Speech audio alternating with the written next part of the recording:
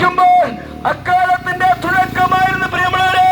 കഴിഞ്ഞ 19 വർഷത്തിന്റെ അവസാനം മുതൽ ഈ കഴിഞ്ഞ വർഷങ്ങൾ മുഴുവൻ സംഭവിച്ചുകൊണ്ടിരുന്ന